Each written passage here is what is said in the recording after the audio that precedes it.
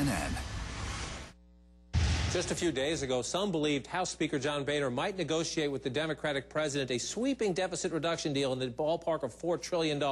Now the target is about half that amount. Why? Because Speaker Boehner knows in the House of Representatives with the new Tea Party members, there's one thing that cannot be in any deal: new taxes. Listen, I agree with the president. We cannot allow our nation to default on our debt. But to prevent a default, a bill must pass the Congress. And a bill that doesn't meet these tests can't pass the House of Representatives. So just how much room does Speaker Boehner have to maneuver? Let's check in with Congressman Tim Scott. He's one of the freshman members of the Republican caucus, also one of the Tea Party members who came to Washington promising to do bold things when it comes to the debt, deficit, and government spending.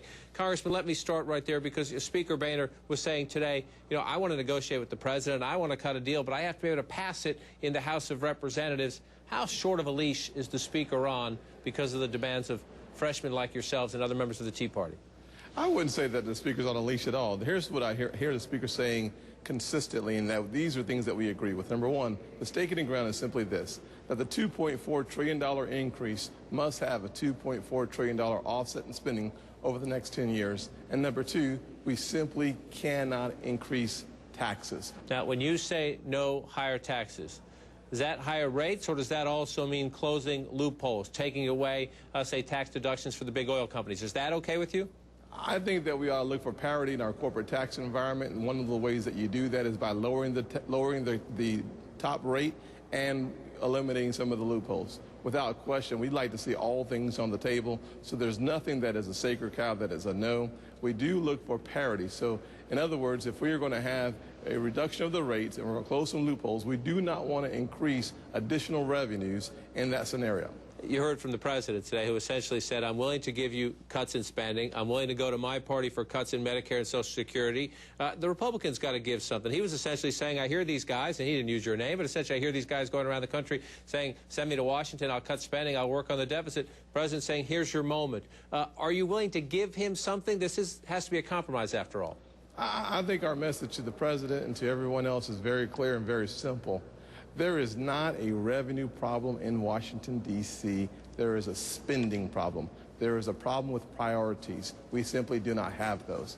So if the president is looking for a place for us to compromise, here's our compromise. Let's talk about spending cuts that saves America and our financial future. That's an area that we can compromise on. And I think that he ought to come to the table with a solution that also talks to the American people about how we are going to right the ship by spending less money in Washington so there's more money to spend at home. Some conservatives have said, you know, I hope we can work this out, but if we can't, no big deal. Let's go past the August 2nd deadline, and the Treasury Department will just have to deal with it. We'll have to figure out how much money it has, what bills to pay, what bills maybe have to be deferred. The President of the United States had some pretty tough words about that today. Listen here. Some of the professional politicians know better. And for them to say that we shouldn't be raising the debt ceiling is irresponsible. They know better. And, you know, this is not something that, you know, I am making up.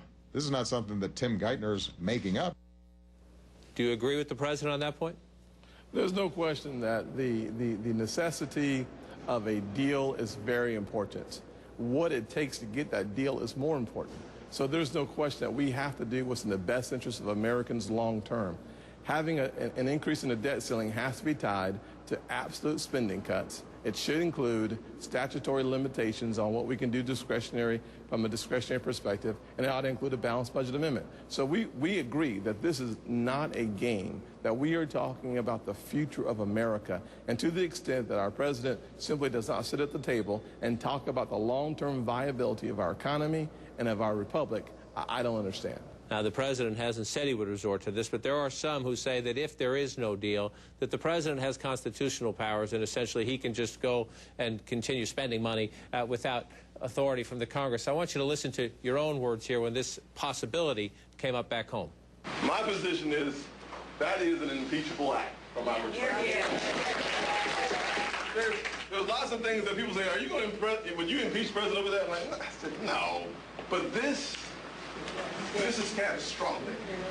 This jeopardizes the credibility of our nation. If one man can usurp the entire system set up by our founding fathers on something this significant.